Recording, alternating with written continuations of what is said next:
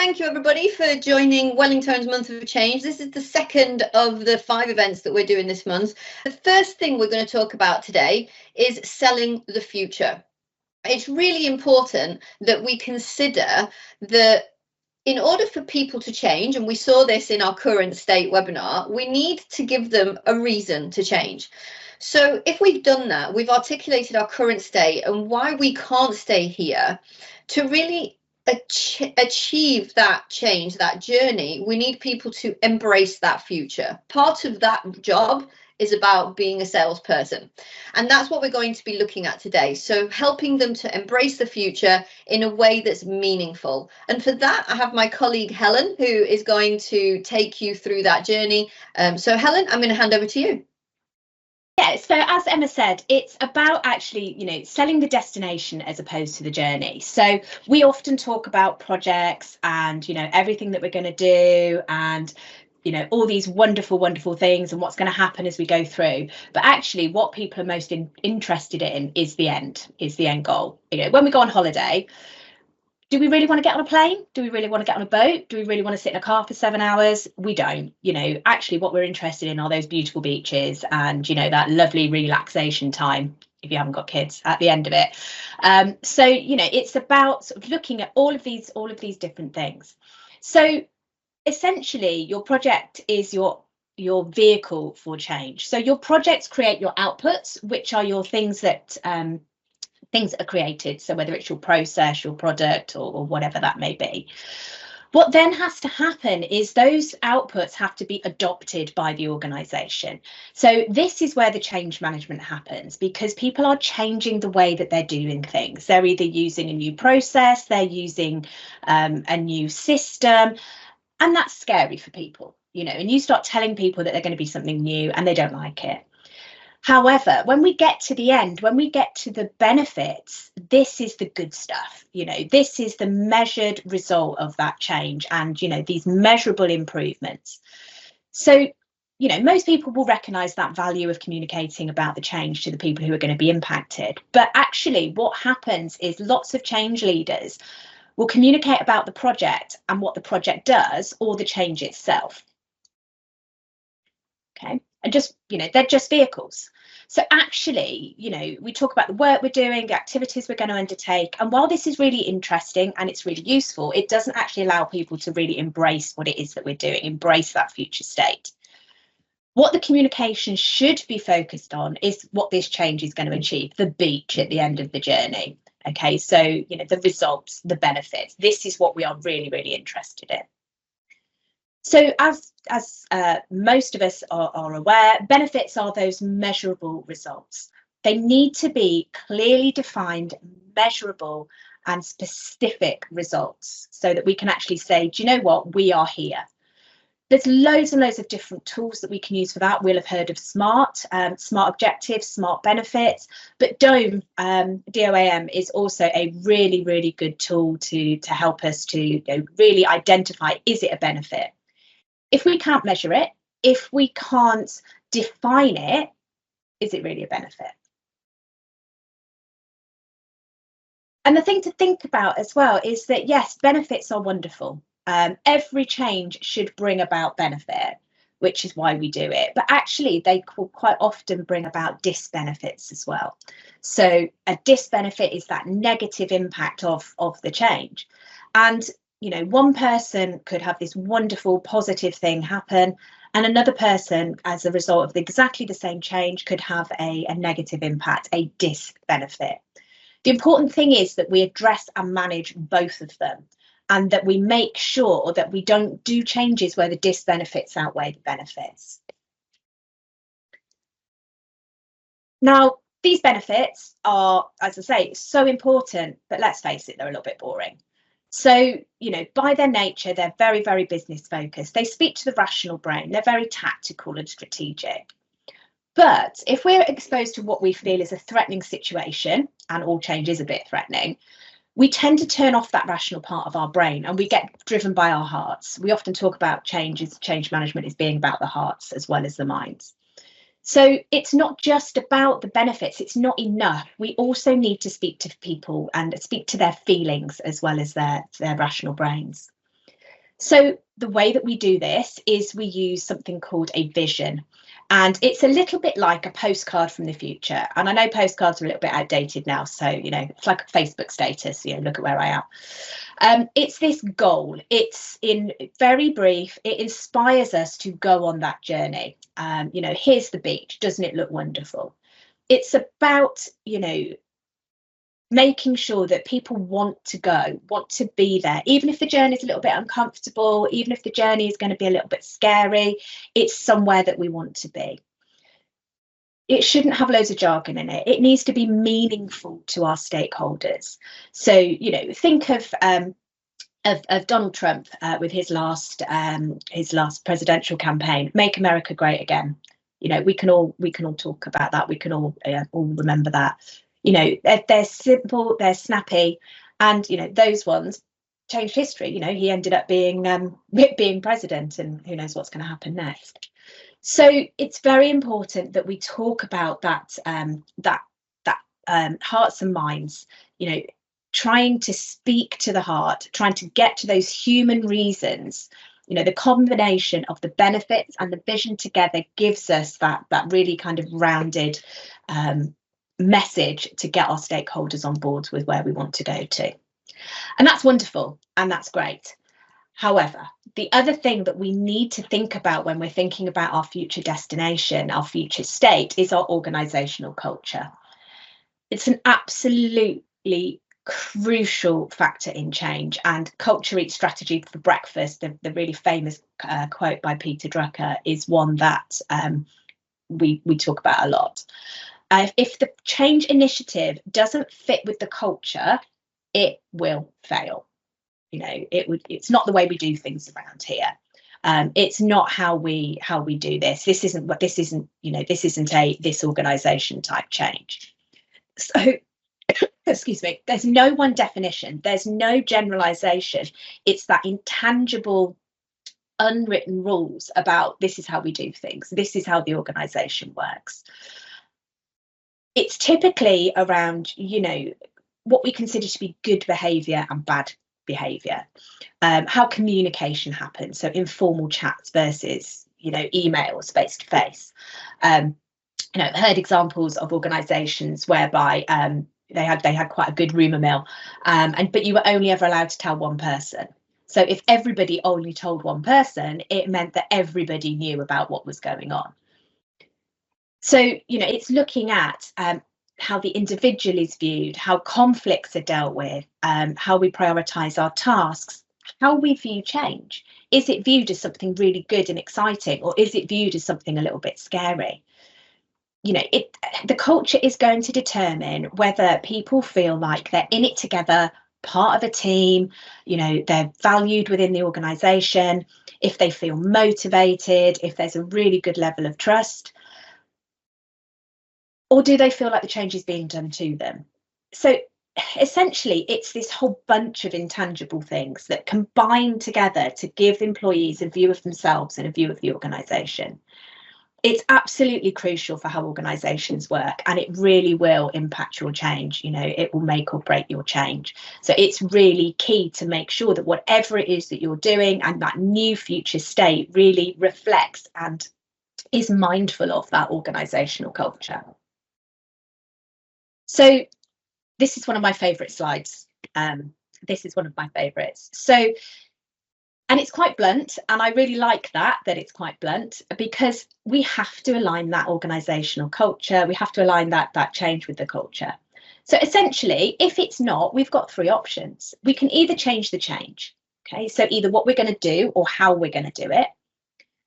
We can change the culture, which is really, really big, really, really complex because of all the intangible things and the fact that we're dealing with people and their emotions and their feelings and their perceptions. Or we can work really, really, really hard and it will still fail. So either the change won't get implemented or the future state won't be sustained. I don't know why we've done this, because the old system was better. No one's making us use the new system. Let's go back and just use that anyway. Cultural change is huge. It's very complex. It takes a lot of time. It's something that we talk about on the on the change management course a lot, because it's something that I'm really fascinated about, how culture makes or breaks what it is that we are trying to do. So there's got to be something we can do about it, surely. So what can we do? Well, there's kind of three things that we can look at for a big cultural change. Understanding that culture is a really big thing, and there's various established frameworks that we can look at. Use your networks, use your existing leadership team, use your champions to help to develop that change, to help sustain that change. Don't underestimate your team leaders and your middle managers. They not only know what's going on higher up, but they also know their teams. They know that how things are going to be affected. One of the biggest things to remember is that change is a process. It's not a case of flicking the switch. It's not an event. It's going to take time. Yes, we can say the organisation is going to change, but actually it's the people that are going to change. And we have to put in the work. We have to prepare the people, and we have to get them ready. We can't just expect people to just accept all of the change that's happening, everything that's going on. We need to make sure that we're supporting our people, getting them to understand what the impact, understanding how they're going to be affected by what's going on. Emma, back over to you. Thank you so much, Helen. Yeah, I think you can hear me. So we've learned a couple of things in this short time. One is that we have to be salespeople, but we can't just sell the tangible benefit that's written in our business case. We have to work harder to talk to the hearts and minds of the people whose lives effectively we are changing. And the second thing is understand that cultural nuance that your organisation has. Speak the language, behave in the way that your organisation works, because if you don't, the reality is it's going to seem like a bit of an alien concept, however you decide to do it. So you have to work with what you have available to you. So thank you for that, Helen. And hopefully that's given people just a bit of an opportunity to deep dive a little bit more in defining the future state, and a couple of techniques that they can kind of work with to really think about that. I also love the bluntness of that slide. It's like change the change, or you can carry on, but you will still fail. So what we will do in the next couple of sessions is we'll look at managing and planning for that change, that part where we actually flick the switch, whilst remembering that that's not the end of the journey. And then in our last webinar, we'll be talking about making that change sticky. So really reinforcing that change.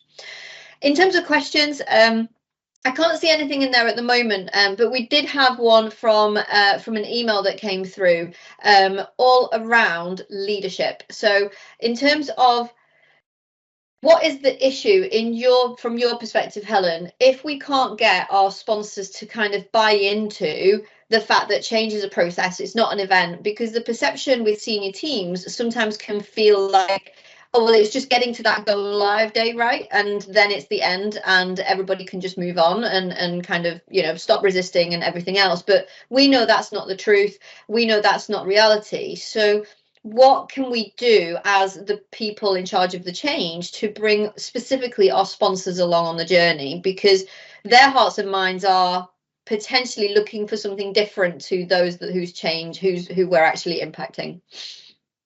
Absolutely. And I think, there is an element of engaging with them. Of course, there is. We need to make sure that they are understanding that the people who are perhaps being directly impacted by the change are on a different journey to them. They've known about this change for a lot longer. They're more invested in the change, perhaps from a strategic perspective, and they need to understand that it's not a flicking of a switch, and that people are going to take time to go through this journey. They are going to need to be supported. And actually, we often use Elizabeth Kubler-Ross's change curve. And understanding kind of the stages that people might go through, and trying to really sort of articulate that and get the sponsor to understand as well, and get them in a room together, get these open forums, these conversations, have these question and answer sessions can be really, really powerful to get the senior leaders to really realise that actually we're not quite there yet. We maybe need to think about something a little bit different. It's all about that open communication and talking to people and making sure that people feel heard. Yeah, and I guess from our at Wellington, we always talk about human first, and it's like talk to the human before you talk to the role. Because if the sponsor isn't kind of buying in, then maybe there's a different thing going on there, and we need to find out what that is if they're not kind of encouraging that. We have had a couple of other questions. So the first one is, if you're in an organisation that has pursued option C, so we're going to carry on anyway, due to maturity, what initial steps would you take? So for me, I think we have to, our job as change leaders, managers, is to highlight the risk, right? It's to be really clear that, okay, because the reality, especially if we're for the project managers in the room, it isn't your job to make those kind of decisions, to stop and start things necessarily. What we can do is give the right information so people can make an informed decision. That decision will sometimes not go our way, and there is an element of, first question for me is, can you get on board with that decision? Because if you can't, maybe that's an initial change that needs to happen. It's really hard to sell something if you don't believe it's the right thing to do. But if you feel like, okay, that decision's been made, so we're going to go with it, for me, I think it's being really clear of the risk of, we believe and we have evidence or data that kind of shows that this is not going to land, due to culturally we've tried to do this before maybe, or we can see that people are already very negative towards the change, and if we can't take that time, then it's highlight the risk, because at least then you're kind of able to, after the fact, call on that from a lessons learned and knowledge management perspective. Would you do anything else, Helen, or do you think that probably kind of those would be the first steps? That would be the first steps. But if it was something that we tried to do before, I'd be looking at the lessons learned from that and working out why it didn't work before, and kind of presenting that and saying, here's the risk, here's what's happened before, here's why it didn't work. We can do it again. However, the recommendation is this. But I think actually saying, if you can't get on board with it, that's a different conversation. Like you say, if you can't sell it yourself, that's something you have to then kind of reconcile and decide, actually, is this something that I want to continue to do? Which is very extreme, but but sometimes it is, and it feels that way. We're all very passionate about doing a good job and delivering successful, beneficial change. So sometimes we need to be a little bit braver maybe, and have those grown-up conversations. And I think during the PMO practitioner course, we talk about becoming a learning organisation, and the PMO being an enabler for that. So taking that knowledge, utilising, do you know what, guys, we've done this 3 times before. It didn't work. Let's make sure we do it differently. And having that kind of information and data is going to be really important. The other question that we have is, first of all, very good session, great thoughts. So thank you to whoever posted that. We have a question about, how can we appeal to people's hearts and minds or feelings if it's a regulatory change which might not actually make their lives better? That's a great question. I love that. I love that. And the only example I can really use is from a previous life, working on GDPR projects when GDPR legislation came in. And essentially, it boiled down to the owner of the business won't go to jail. Yeah, his heart and mind was kind of in it. We won't get fined an awful lot of money. We won't have our reputation damaged. You'll still have a job. So I guess you kind of have to look at what's going to be meaningful for them, because okay, so the organisation getting fined an awful lot of money, is that going to affect the individual? Possibly not. But, if it's a case of, actually, we're going to, reputationally, this is a problem, we're going to lose all of our business, then that is something that's going to appeal to people's hearts and minds, because actually, you're potentially going to lose your job. Yeah, and I think that's the crux of it, isn't it? I think I would badge that kind of change as if we look at our strategy and aligning our projects to our strategic objectives, I would very firmly put that under risk avoidance. Like, we are avoiding the risk of someone going to jail. And exactly as Helen says, most people working in change in their organisations, are again passionate about doing a good job. And yes, we can talk to them about, if this doesn't happen, this will impact us as a company. And I would say most reasonable human professional adults, I've really caveated that statement, but most reasonable human professional adults will be like, yeah, I don't love it, but I get it. And I get that we're trying to avoid this particular risk. I have a client who, if they didn't do a specific piece of work, they would have lost the ability to sell in a particular region. That's a massive revenue stream that potentially could have been impacted. So for them, it was less about trying to make everybody feel, lovely and fluffy about it, and actually more about, this is going to impact us. And all the professional human adults were like, yeah, I don't love the change, but I get why we need to do the change. One of the key things that I would just comment on when it comes to these mandatory or regulatory changes is that just be mindful of that strategic misrepresentation, which is going around the houses, because there's a lot of research going on where people kind of inflate the importance of something to get it through. So not everything is mandatory regulation, if that makes sense. There are some regulatory you can choose to adhere to. So for those PMO people in the room reviewing business cases, just watch out for that. Have they ticked that box because they think it's going to get through? And that's good. That's a harder sell again. You know, if it's not even, yes, it's regulation, but it's something we can choose, that's even harder to kind of sell the hearts and minds. So really kind of just keep an eye on that, because that is a thing that's doing the rounds. And if you follow us on in our LinkedIn community, you'll be able to see how that conversation is shaping. So other kind of more logistical questions while we just wait to see if there are anything final or around the session itself. So Nicole has just put the webinar recording from the one we did last week, so the first of the 4 elements of change. And what will happen after this is you will receive an email probably on Monday, if not tomorrow, Monday, with the recording. There'll be a companion article as well that you can look at. We'll also put the links in there for the previous sessions and some other interesting reading that you might find. And as you register for the rest of the events, so if we can go to the next slide, Helen, that would be fab. As you register for the remaining events, one of the things you're going to start to receive is a short survey. That's not a survey as to did you find this insightful. It's very much a survey to get more info on your experiences of change management, what's worked well, what hasn't worked well in your experience. It will be anonymized, so you don't need to worry. I think you do have to put your name or email or something in there just for the system, but we will anonymize it. What we're going to use that for is to drive the conversation on the 5th event, the last event of the month, which is our networking panel. So we're going to have all of the people that have been involved in these webinars there, plus a couple of special guests, hopefully. And actually, that's a good opportunity for us to see what are your burning questions? What haven't we covered? What do you want more information on, or some experiential details? So do take the time to complete our short survey. That's going to really help us, and again, we will be pulling all of that into a lovely companion article with some hints and tips from the network, so that you can get that confidence in talking a little bit more about change management and some of the techniques that you need. Hopefully this has given you those a little bit more on some of the techniques and the things to think about, you know, around the culture is something that for me always gets missed. So really kind of considering that those nuances that we need to think about in terms of language and approach are going to be really, really important. Yeah, we've got some people coming in just saying thank you very much. That's been really good. Local authorities as well. So hopefully, like I say, this has been insightful. Keep an eye out for the next one. Do register. Hopefully we'll see you at the next of the 4 elements of change, which is about planning for and managing the change itself.